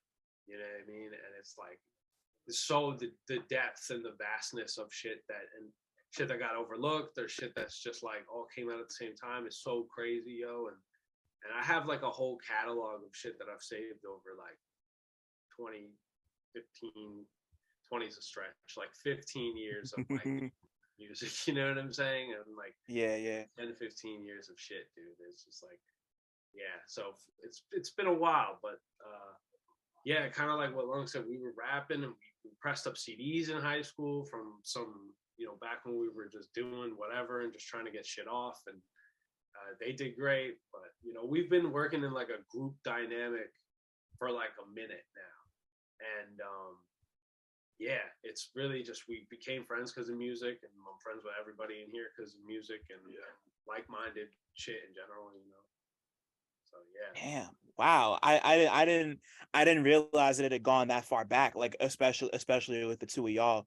And like, like it's like it sounds, or yeah, like it sounds to me like you were already taking it pretty serious. But like when, like when did y'all, okay, yeah. So what you're not wrong though, because it's like y'all both right, because it's like this shit was not quality that we were making, even though heads will. No, it was necessary. It was necessary, but we were also like 15, 16 in Ian's shit, bro. We were in our man Ian. Shout out to Ian. He would like record us when we were like 16, we actually had access like later on to like an insane studio at Long Island. Like we had a lot crazy. of different weird access. Studios. Like points where we were just like going to places. But I mean, I mean, honestly, to be honest, I've been like really trying to do it. We've been taking it really serious since like 2014, 2015. Yeah, and really, really serious since like 2018, probably. Yeah, and then even more serious since 2020. You know what I'm saying? Like, every year it gets more serious. Fucking, yeah. Right. Pretty much. That's hard. And like I hadn't thought to really like dig into everything going on with Another Planet until you just gave me that like really detailed like look into it early on. But like because that kind of seems like the nucleus of everything that you two had going on, or like not of everything, but like nah, yeah, you're like not sure. That just like that's just like that just felt like that felt like the spark moment. So like talk to me a little bit more about like the other Another Planet, like how that came together, and like the covers that you were talking about, and just like what it means to kind of look back on that and be like, damn, like that might have popped this whole shit off if I'm not if that's not a stretch. Yeah, you're right. It's like what the thing is, what I think is that like in terms of the Another Planet shit, I think that the reason that it works really well is because like we know each other very well, and it's like motherfuckers know how to kind of egg each other on, and then simultaneously know like I can trust Phiik's taste in things, and like vice versa in terms of shit. Yeah. Like I think that's really like it just came together out of like a tape that we did initially. Natural. Yeah, like pretty natural tape. Like that we just did the first tape, and then we just were like, fuck it, let's do a second one. And also COVID was happening, and we were just going crazy. Like that COVID was a like really like nucleus kind of time too, because it was like everything was chaos, but we also just had hella time to like just like really go crazy. Yeah. So like we were just recording every day, no matter what, pretty much. Like I went like months without not recording fucking during that time period, like during 2020, because I had a bunch of like personal bullshit just happen, like family shit, like deaths in the family, you know how it goes.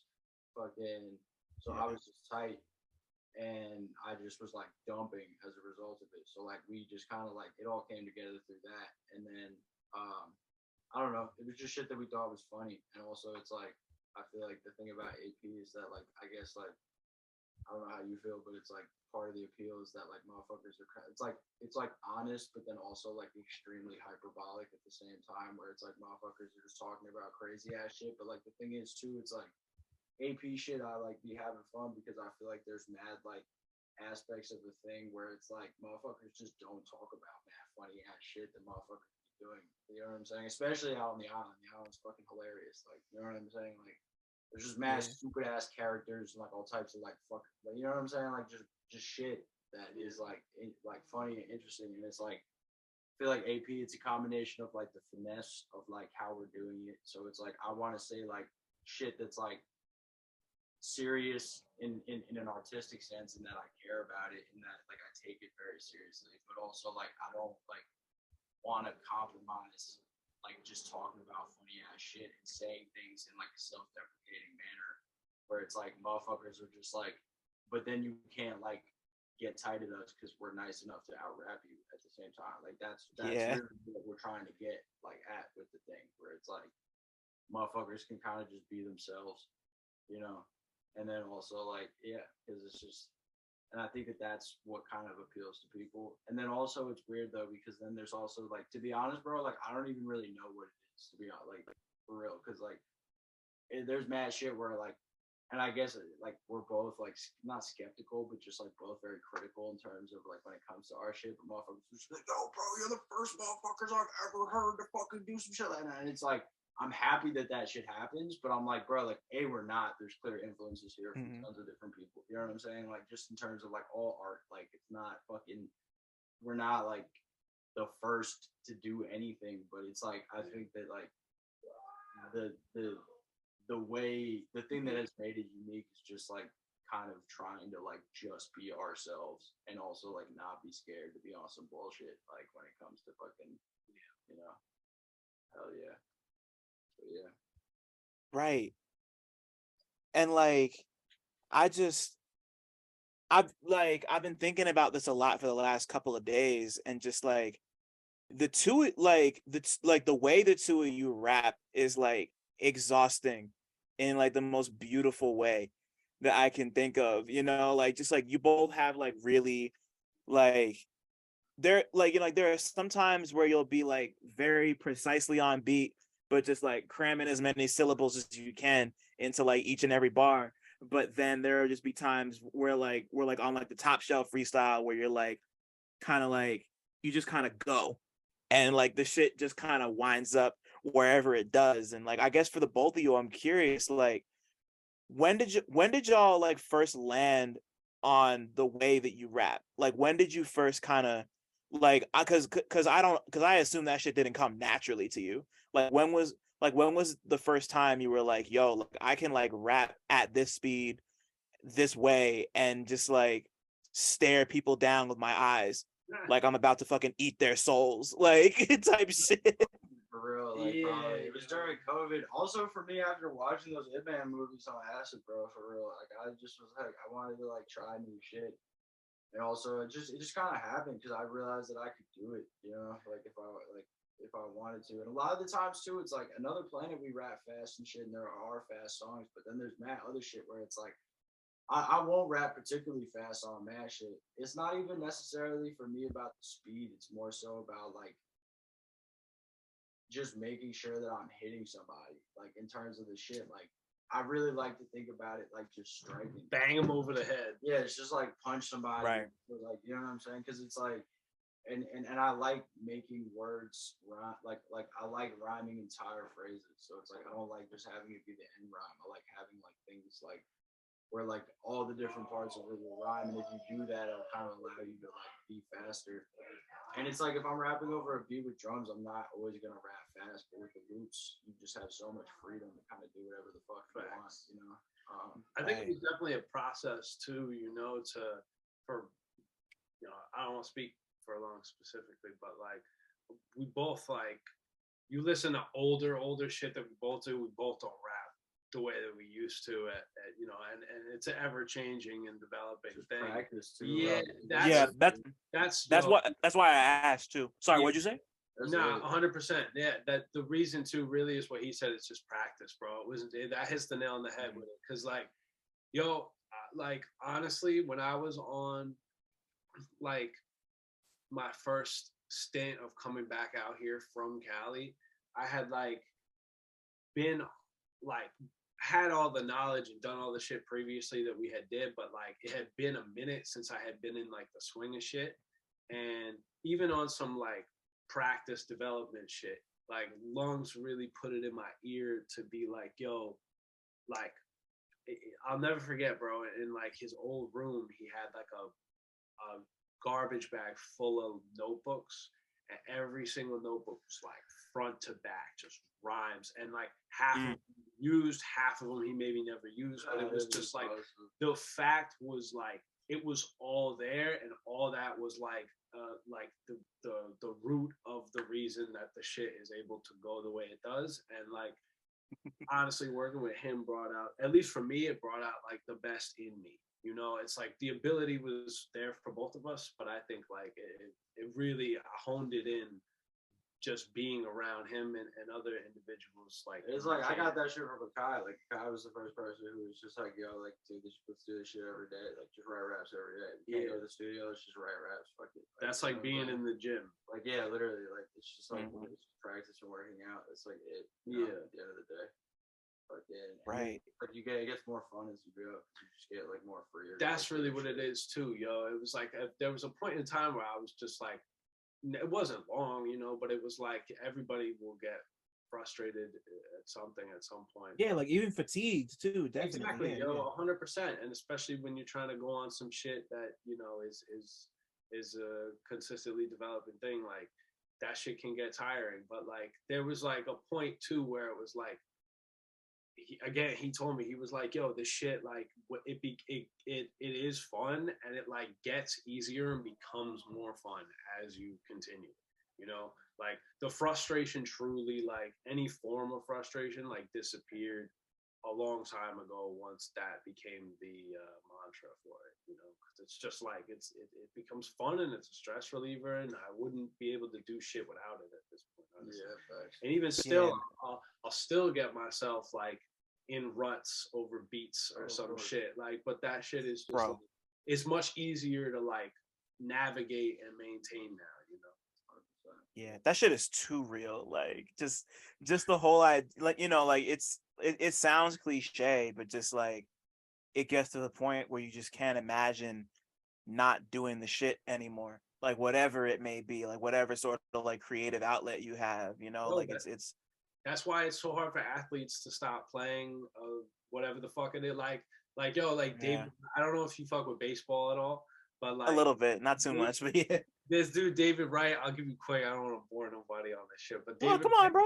Like he was like, I'm a huge Mets fan, right? And I used to go out to Queens with my pops all the time, but like I used to watch David Wright play, and that dude like would have been amazing. He was amazing, but he would have been amazing if he didn't get injured OD. But the hardest thing for him to ever do, bro, was walk away from the game. And that was like, that's something I always look at, and I'm like, yo, like you said, it's, bro, yeah, it's, the thing is, you love it that much, it's like the longevity will be there, and you know, it's worth every step for sure. Yeah, you know, like the spirit is willing but the body is weak type shit. Yeah, it's like that shit can be so real sometimes, because like even just me, I've been talking to a lot of people the last like week or two about the idea of like, what am I gonna do with myself now that I'm like not gonna be writing for a bit. You know, like it's just like so much a part of my, it's so much a part of my everyday routine that it can like be weird to think like, oh, I got freedom to do like other stuff now. Like I can go pick up a book. Like I can go finish playing God of War. Like I can like hop online with the homies and like play some shit, or like go outside for a little while and like not feel guilty about it. Bro, you know, like it's I'll be feeling guilty like when I'm doing something other than it. That's why it's like, I, like you said, I always try to do the shit a little bit every day, or every day period, because it's like, yeah, bro, I'll still feel guilty sitting there playing like GTA on the Switch, and I'm like, yo, I should use this time to be more productive. But you need it too. Yeah, you need that shit too. Yeah. Right. I was gonna say that shit is necessary. Yeah. You know, like you know, like I feel like I talked about this a couple times on the podcast before, but like one of my favorite pastimes is listening to music while I game. You know, like whether it's like playing like Overwatch or like something that like I don't need to fully concentrate on. Yeah. And it'll be like Overwatch or Mario Kart or some like GTA or some shit, just like lock in and just listen to music and just like not think about it. Yeah. and just like let it wash over you, because like that's half the experience of like enjoying music. Is like, you know, like obviously I love to pick this shit apart, that's why we're here, but half the experience is just letting it wash over you and like letting like experiencing it the way that people want it to be experienced, whether that's like as an album or like as it's just like a bunch of songs tied together, or just like singles, whatever, you know, like everyone's got their own template, but Yeah. like that experience makes the music. And since it's also a part of like my writing process, especially when I'm like reviewing shit, like kind of divorcing that from the work is important to me too, so I can just like enjoy it and not have to think about shit all the time, because Facts. you don't always got to think about shit all the time, like Yeah. 90% of the time, but like there's like 10% of the time where I don't want to, and Yeah. I just want to listen to my Jen Carter and my Kevin Gates and nobody bother me, you Yeah. know, like I type work shit. in a studio where Jen Carter records. That's crazy. You ever run into her or not? Yeah. Yeah, hell yeah. Or excuse me, him, not her. Jen Carter's a guy, but yeah. Yeah, no, I don't, nah, not really, actually. I just like work as an intern, but they've done a couple songs there. Fucking shout out Mansion. Fucking Mansion Studios. You need time. That's hard. All mix your shit. Fucking putting that out there. Damn. But before I wanna talk to y'all about your like about both of your latest projects, and I want to start with Chainlink with Phiik, because Chainlink just came out and it's fucking really really cool. And yeah, so just like talk to me about like where the idea for Chainlink came from, and like just like how it came together, and like what you were trying to accomplish with that, because compared to everything else I've heard you do, it's like really smooth. It's like off the top of my head, I think it's like the smoothest shit you've ever made, and I like that about it so much. It's not what I call easy listening, but it just kind of goes, and I'm just like, wow, like it just feels, it's just got that feeling to it. I'm having such a hard time describing it, but Nah, talk to me. No, of course. I'm sorry. nah, bro.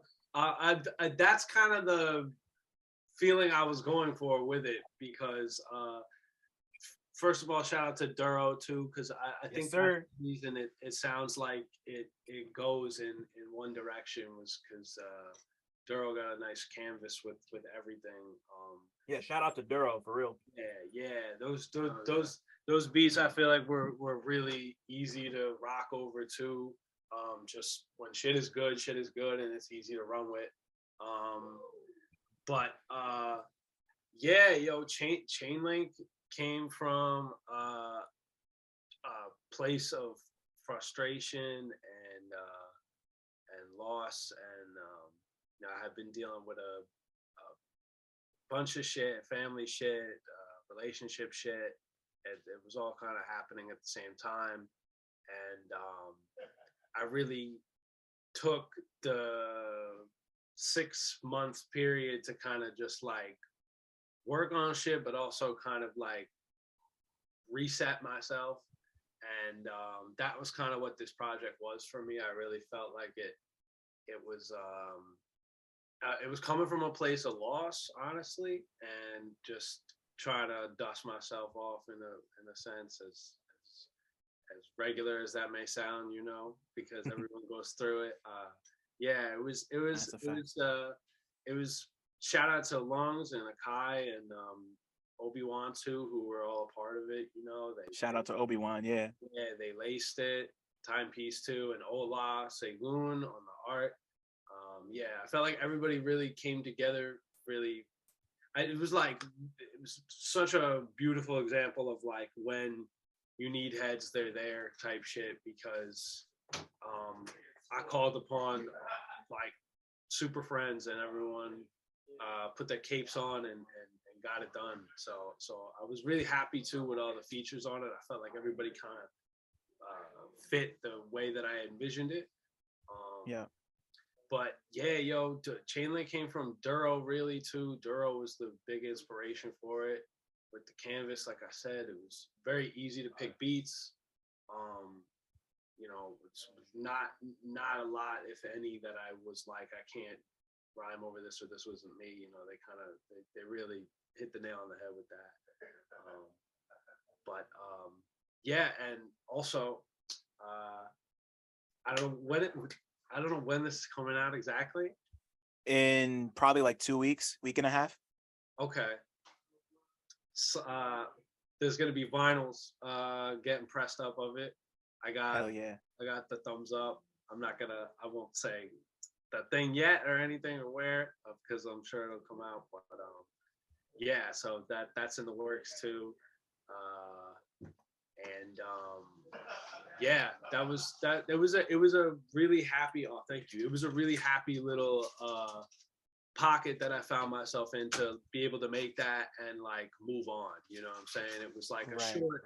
It was a like I said, it came from a place of loss, but it was a short thing that I didn't want to drag with the way that it felt like it did in real life. So right, yeah, because 6 and yeah, like sorry, I didn't mean to cut you off. go ahead. Yeah. I was literally just gonna say it's like like it's just like so short, but like it definitely or like it doesn't overstay its welcome, but it does everything it needs to do, and you go to so many different places. And like before we move on, like why Chainlink? Like why did you call this Chainlink? Yo, that's a great question, because I felt like everything was very reactionary. I felt like at the time, with shit that was happening to me, it was like shit will continue to get worse if I let it, and I keep giving it the energy to get worse. So it was like, that was also the type of thing where it was like, you know, like domino effect type of thing too, where it's like, yo, if I keep the rain cloud, it'll continue raining, metaphorically. So, you know, Right. that kind of like, there wasn't much, if anything else, that I had kind of like shopped around in my head title wise. I kind of just, that landed in my head and I ran with it, because I was like, I feel like that fits the concept of it too, you know, as far as like trying to keep everything together and my head above water type shit. Right. Yeah. And that's just like, you've been talking about maintaining this whole time, like you specifically. So I think like that's definitely reflected on this in a way that's like, it's like a quick burst and then it's over, but it doesn't feel like insubstantial. Hmm. You just kind of like put your shit together the way you needed to, and it just happened, and it's tight. And then you look at and then sorry, I don't know where my brain just went. You look at something like the birth of Lonesword from last year that I never got to talk to you about. Lugs, and what happened? No, I said black. Fuck yeah, let's go. Yeah, nah, like like you look at that, and the birth of Lonesword is so expansive, and there's like so much going on, and but like it never feels like it never feels like unwieldy or like you're doing too much. Like talk and you're like, especially since it's called the birth of Lonesword, even though you've been producing for a grip at that point anyway. No pun intended. I guess I didn't think about that. Um, fucking like talk to me about the I know it's not the latest thing you released, but like it's the thing I've been stuck on. So like talk to me about the creation of the birth of Lonesword and like how that came about. So that shit was really just like a culmination of like 2 years of just like producing shit and kind of a journey. I didn't really know what the birth of Lonesword was gonna be until I like started making it type shit. It kind of like became the birth of Lonesword, and I didn't even know what that name would mean type shit, because it's like basically just like fucking, it was like 2 years of just like working, making mistakes and learning, and just fucking trying to put the thing together agonizingly. And then it kind of really came together towards the end. I mean, shout out Wavy. Wavy literally like mixed that whole thing. Spent like literally like probably like 30 hours in the studio with me in the last couple days, just like re-recording shit, like little final changes, all types of crazy shit. And really the thing that made the project special for me also was just the features. I felt like it was like very encompassing of like the journey that I've been on. And then also like everybody really treated the project like it was their project when they rapped on it. Like every shit, like, you know, shout out Rich, Kai, Y, DZ, like Silence, fucking everybody. You know what I'm saying? Like, Phiik, fucking History. Lamb Yeah, Rabbit, Jamonte's on a song if I remember correctly. everybody, bro. Fucking Yeah. Benji, fucking J plus, fucking yeah. So everybody really kind of treated it like it was NYL, fucking NY. Shout out to Y. Yeah, shout out to Dill. So, Yeah. fucking, yeah, me and him made some fire recently, actually, fucking on a roper joint. I'm gonna have him on this roper too that I'm working on. Yeah. Damn. But yeah, that's really how that came together. Pretty much, it was just like the culmination of like multiple years and just mistakes and all types of shit, and just like really just kind of sticking with it. Fucking Right. And talk to me about producing, because I don't know how long I'm like, I assume you've been producing for a minute, but like the thing I always got to ask like rapper producers, because I'm always curious about it, like, does the way you produce at all affect the way you rap, and does the way you rap at all affect the way you produce? yeah, Because y'all see the world different, you know? I mean, they definitely have a relationship with each other 100%. I mean, for me, I've honestly been rapping way more longer than I've been making beats. I've been making beats now for probably about like 6, maybe 7 years. Oh, okay, so it hasn't been that long. Gotcha. Yeah, bro. Like comparatively, to, like Wavy, you know what I'm saying? Other motherfuckers that I'm around who have like literal decades in this type shit, where it's like motherfuckers have been doing this over a decade. Like in terms of producing, like my rapping has always been my main thing, my main sword. But the producing really helped me articulate what I wanted to do. I didn't really understand what I wanted to do until I started producing.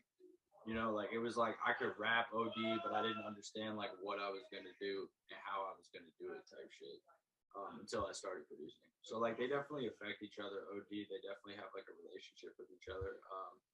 I recommend everybody to do it at some point. It does get a little hectic. Like I understand when people are like, "Yo, like I'm just a producer," because you can dedicate your whole time to it.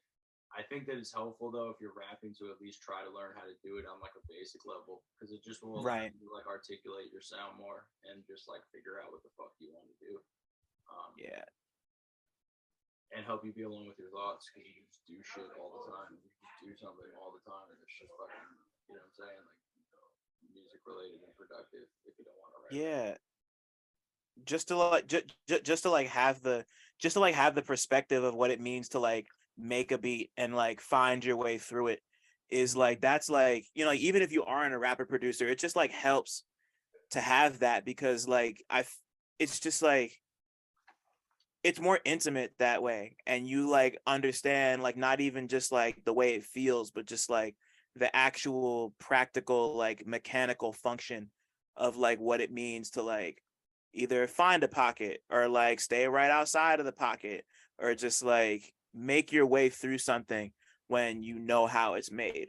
Yeah. It's like I've been thinking a lot about Cash Cobain for the last like week, and just like, and like he doesn't rap often, but like but like most people know him as like a beat maker, but just like the way that his beats sound and the way that they feel are just like so fast and so just like soulful, and like there's just there's just something about looking at something like that and figuring out how people navigate something that's so fast that just makes me appreciate, like, if you're gonna do something like that, you might as well just like crank it all the way up to 10 and just like go there, because if you can handle that, you can handle anything type shit, like I'm from Jersey. I grew up on Jersey club, so I'm like very used to fast-paced music, but like seeing it applied like for rappers in a way that like kind of mixes with drill and something that's like that we haven't heard too much before, but now it's everywhere. Like Facts. that shit is hard to me. And like, and you're like, it like not only does it help you, not only would it help somebody just like figure out how to navigate a beat better, but it just gives you more of an appreciation. Like everybody should have more of an appreciation for everything everybody does, whether you're a rapper or a producer or a fucking engineer or a goddamn like fucking cover artist, like a graphic designer, like just like every part of the process is just so important. Yeah. And you realize that the longer you go, for real. You know, Yeah. it's just so important. You're absolutely right. Fact. Right. And like, what's it called? Like, you know, just like even with the covers that like y'all be designing for your shit, and like the way it looks, like it's there's like so much detail in it, and it's like obviously it's cartoony, but I just love the way, like I just love looking at details and stuff like that, because Yeah, bro, you know, like that's like what? the shit that got me into art. You know what I'm saying? Is really Yeah. the details. Yeah. In general, the little shit. Like, Yeah. fact. And they're fun to find, yo. Like doing the cut, like Yeah, hell yeah. genuinely, all 3 collage covers that I've done so far have been like, they've been fun, yo. And like I find real enjoyment in like finding the details and lining them all up. You know what I mean? That's like the best part too. You know, seeing everything Right. from like a larger perspective with it, what can go where. Yeah. Yeah, no, that shit is important, you know, and like just to just in terms of like the holistic experience, like we've been talking about, but just like Yeah. the shit looks cool, and if you could do it yourself, why not? You know, like just to like have that skill. Get started, you know, like the sooner you get fucking started, the better type shit. In Yeah. general. Like it's just like with everything. It's just like if you want to do something, just go get started, start doing it. And you know? show up. That's Yeah, like show up. 90 And show up. Yeah. is good, That's showing up. 90%, dude. That's another thing he taught me too. It's a fact, bro. Show the You fuck gotta- up, dude. You gotta come through, bro. Yeah. Show Yeah. fucking no matter what. But hell Yeah, like just like like it could never be overstated just how important it is. Like it can never be overstated just how important being around is. You know, like Yeah. even if you're not doing nothing. Well, I mean, like it depends on the situation, Oh, of but course, like it's just being present, you know, like just being around. Yeah. fucking is If it has important. any relatability to the thing that you love and you Yeah, enjoy just like go, that, just just do go. it. Yeah. Show up, do what you gotta do. That's how you meet people too, yo. Yeah, exactly. yeah, Exactly. I met everybody when I started going to events by myself. For real. same here. Yeah, that's how I met y'all. So like I get it. Yes, bro, yeah. Yeah. It's important, bro. Smaller Just showing world. up, presence. It's really important, you know. And Yeah. it's like, yeah, and presence. You don't have to like just be around all the time. It's like just like being there when you need to be there type shit. Like, Facts. when it's like important to you. Right. But yeah, bro. I mean, that's really it. Fucking in terms of like, just like the key to it. It's just like trying to like be present, practice, you know, do your thing, and just like stay down and don't like just talk a bunch of stupid bullshit and try to just fucking like, if you're gonna talk a bunch of stupid bullshit, say it on a song and make sure it's fire, but just like don't like Yeah. like be out here, just stay out the way, but also be present for like things that are important. But And you're like on that note, I can't not talk to y'all about this Top Shelf freestyle, because like it's been a year, but back in September, some benevolent soul started spreading it around, oh, and like maybe like about 8 months after I saw it, I started seeing people that I never imagined would be talking about a Top Shelf freestyle, talking about these dudes' Lungs and Phiik that I never heard of before. Like how just like it's like, what are they doing? Like, who is this? And I'm just like, oh, y'all are new here. Okay. Like too, it was like motherfuckers either really liked it or really hated it. All the people who needed to like it liked it, and all the people that still fucking were sharing it, which is why it like blew up like that. That shit was hilarious, bro. I was Nah, like, we gained hella fans off that shit, and oh, sure. Bro, you know Michael Christmas? Oh yeah, no, that's my nigga. I love Michael Christmas. We got a joint. He hit us up. He hit us to do a hit us joint. up. We did a joint like that night or some shit. Like literally. He sent it to me. I heard it. It's hell yeah. it's crazy, son. Like tripping on acid and heard that shit and fucked with it. But yeah, bro, it was ill, man. I mean, fucking shout out to everybody, you know, like mad people. But it's mad funny too how kind of like you said in relation to the time thing with it, like that shit's been there.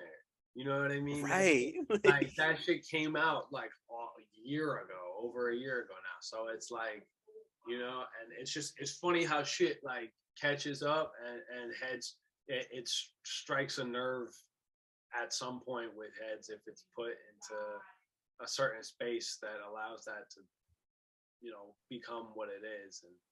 And it was honestly, like I said, we gained mad fans off of it, and anyone who hated on it or whatever, it was like they forgot about it a week later, or it's like yeah, you know, gaining haters is fire too. Yeah, hell yeah. Right. And like and you know like and like I also wanted to just like touch on like how like just like the energy in the room when it happened, because like because like, we were all just talking about how just like practice and timing and just like how things come together when they need to, and like that felt like you know like when I first saw it, it felt like like these dudes have arrived type of thing. Like it felt like it felt like everything is leading up to this type of moment, like a fucking like this is like y'all going up against like the boxer and Ipman too, you know, like it really felt like that. So like talk to me about like making the shit and like what the energy was like in the room like before and after y'all finished the taping. Shout out to Hoboken too. That's where as where they're at down there. It was really fun, like the whole time. Like we just like pulled up, had mad fun. We were like goofing around, fucking. It was fun, bro. We just did it. We were mad nervous before, but we just like made sure that we were straight and ready to go. And fucking It was light. We did that in one take. Yeah, it was good. It was good. I was gonna ask. Yeah, we fucking just one take it pretty much. We did two. We did 2 takes, but the first one was fine. We just wanted to get another one because they were like, we did it, and they were like, oh, let's just run with that one. We were like, nah, let's like get one more like that just to be sure. And we ended up running. It was chill. I mean, we were there, chilled out. We were driving Sharif, or was Sharif there? No, it was driving 1010. It was fun, bro. It was literally fun. Yeah, it was a good ass time, and what did you say? It was like it was a good like way for us to kind of like nail in the coffin type of thing to like put ourselves out there for heads, you know, because it was like once that kind of came out too, it was like heads were like, oh, what is this? Where is this from? It's like, oh, that's off Birth of Lonesword. You know what I mean? It was like kind of leads you to everything if you care enough to like dig into what it is that you're listening to there. You know? Right. And like the thing about it that gets me is like, you know, obviously if you're rapping, you're memorizing shit, but like that's but like that's one of those songs where it's like let me just start with Lungs, because just like the way you just stare into the camera and just like rap, it's just like y'all talking about being nervous, and all I see is just like the words just come out and just like everything just goes like with those 2 songs specifically. Like what was it like what was it like retaining all of that and then just kind of like is that hard for y'all? Like so much time, bro. It's like not like motherfuckers are not like, it's like we're talented, I guess, but like not like particularly talented. Like we it's not like we can just walk in there and do that. Yeah, we practice that. We practice. Yeah, I mean, of course. Like, practice a lot, bro. Like yeah, that was it. It was just practice. Everything is practice. Even the Top Shelf set, that was just practice. You know what I mean? We just did it like 5 million times until we absolutely couldn't stand it anymore, and then just do it. You know, fucking. It's really the only way. It's just like gives you the foundation to not fuck up. Like that's really it. At the end of the I was happy too with the cohesiveness with it too, because those 2 joints are on 2 different projects, and you know, they kind of like I felt like flowed, it worked. They weaved very well with each other. So you know, we were happy about that shit. So hell yeah. And before I ask you my last question, because I know we've been on for almost 2 hours. I appreciate y'all. Oh shit, I got fucking work. Hell yeah. Sorry, my fault. No, bro, you came out. I've been here like at my crib, like watching dumb things till 4:30 in the morning. Fucking much. I feel you. I'm about to do the same when we're done. But like, but before we move on, goddamn, the plug looking like Champagne Poppy is the funniest part of that whole shit. Your whole shit, and flooding the gates like Kevin at Shea Stadium. Yeah, like just like the thing I love about those 2 songs specifically is like there's just like so many little details like to y'all's verses that just really like so many like little details and little jokes that like get me. Like the Red Faction bit in the second song, like just like I felt attacked when you were just like, damn, you were home playing Red Faction. I was like, damn, like I love that game. Fucking no shade. I love that game. I was kind of self-dissing. That's the type of shit he was talking about earlier too, was like the ability to like have those funny aspects of shit, like he's mad good at that. Like, he really finesses those really well with like things that are like hilarious that like nah yeah it's so mad good at that. He be cracking Likewise, it. bro. You fucking be out here. Yeah, bro. Not, dude. Like, why the fuck not? It's like motherfuckers are way too serious, bro. And it's like, don't like. It's like, I hate joke raps too. It's not like what it's about. It's just like you can just like be yourself, and motherfuckers aren't serious 24 hours a day. Like, Type shit. Right, type shit. Yeah. We laugh a lot. You know, you've seen us. We laugh a lot. Yeah, it's like, bro, like I'm trying to like have like it's like as much as like I am deadly serious about all this shit. You know what I'm saying? At the end of the day, it's like fucking. I still am like here trying to like enjoy myself and like do things that are like interesting to me, and I don't want to just like sit here and be like I'm tough as shit. I'm whatever like all the fucking time. Yeah. I'm not. Yeah. I'm not gonna like be on that shit. And it's like, yo, people should always speak their truth and live their truth. And it's like by no means like I'm never gonna hate on it. I'm just like not hating on anything. That's like somebody speaking their truth. So it's like, of course, like I love all types of shit, but it's just like a certain degree of like motherfuckers where it's just like mid-ass fucking raps about like over again. And it's like it's just boring to me, you know. And sometimes you just want to slapbox the life out of Godzilla, you know? Exactly, bro. Like sometimes it's just like yo, you ever played a video game? There was a Godzilla. I think. It's Destroy All Monsters? Yeah, of course. Yeah, we're talking about GameCube and shit earlier. Yeah, bro. I had all that shit. And real quick, you ever played Destroy All Humans? Wait, the alien game with the Jack Nicholson? Yeah, of course. Yeah, no, I had that too. Yo, they just put that on the Switch. I just got it for the Switch. Oh, word, the port, right? The re-release or whatever the fuck. Yeah, damn. Yeah, the re-release. Yeah. It's gas. Yeah, no, because I know they're about to make a new, or they've been talking about making a new one for years. A new one, yeah. I don't know if it ever came out, but I hope it happens, because Destroy All Humans I was like really into aliens for a bit, and I think it might have been because of that game, just like being able to fly around and just like fucking hitting people with the probe and having them just like fly around the fucking city. It's very like the time period of that is hilarious to me, bro. Yeah, it's so silly, bro. Like it's like 70s. like it's so camp, and they don't take it seriously at all. Yeah. And like and then you know, like you look at like Godzilla Destroy All Monsters, like I would just fly around as Rodan and just like beat people in the face with that cheap ass like little loop-de-loop move. It was a problem. Him and Godzilla 2000, because you could just like stand at one edge of the shit and just like have the heat beam just like reach the other side of the stage. It was awful. Yeah. That's bad funny. God damn. Well, this has been fucking crazy. But my last question for y'all is Lungs and Phiik, if y'all's lives were a movie, either separately or together, what would they be about? Or what would it be about? What was that? You know what it'd be? You ever seen Message from Lost in Space or Message from Space? No, I don't think I know what that is. All right. On Amazon Prime. It should still be there. If not, just look it up.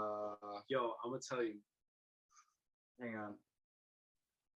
Message from Space is what it's called. Message from Space is literally just like me, Phiik, and Phiik's dog. My pick would be Everest the Hard Way. What the fuck is this? Oh, just climbing up. It's a documentary about these dudes climbing Everest, but it's like the hard way. It's not like not the easy way to get up to Everest. Stop. You ever see there's this movie that came out in like the early 2000s. It was called Vertical Limit. And it was about a bunch of people climbing a glacier. It might have been Mount Everest, I can't remember, but like they're climbing a glacier, and the glacier like it starts coming apart, and they're like trying to get up. A bunch of them die, type shit. And like I remember, the only reason I remember it is because the trailer was super specific and super like thrilling and scary, and it was like at that period of time when I was like a young kid, where like that and the trailer for like Zack Snyder's Dawn of the Dead had me shook. Like I was like what I was like a really sensitive kid who got scared easily. Yeah, But like it was like that's what Everest is giving me right now on some like vertical limit, like cheesy 2000s action thriller type shit.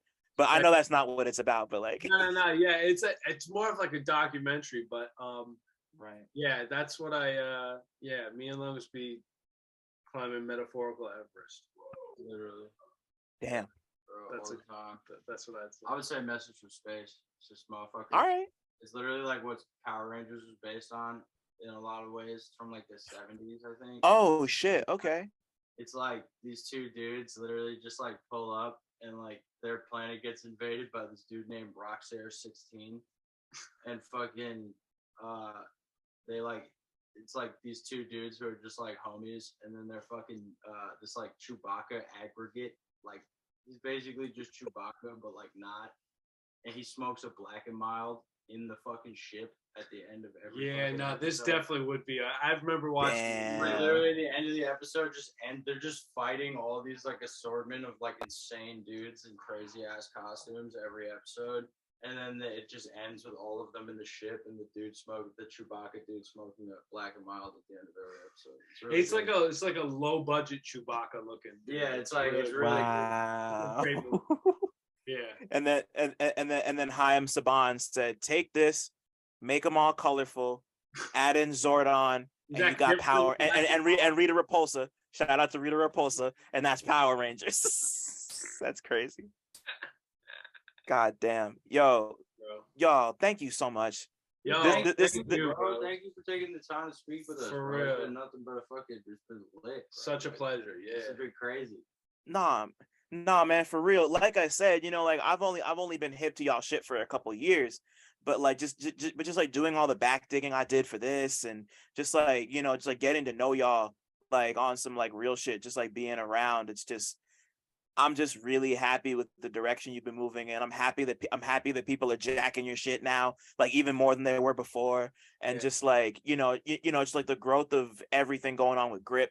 Just like with y'all and Akai and everybody, like it's really like it's really something, and it does my heart good, and I appreciate y'all trust and just being able to talk to you. So thank you. And I don't know, it just like means a lot. It means the absolute world, bro. Like Yeah. that's the real thing. That's like the only reason why we have anything is because like thank God there's like a lot of really talented, good ass people who have like lent us their time, you know what I'm saying, their expertise, their opinions, and then also just like an avenue to just talk about our art. And like without like you know what I'm saying, and without like motherfuckers who are doing the type of ill shit that you're doing, you know what I'm saying, organically, and really just like putting on for like the underground and ill art in general.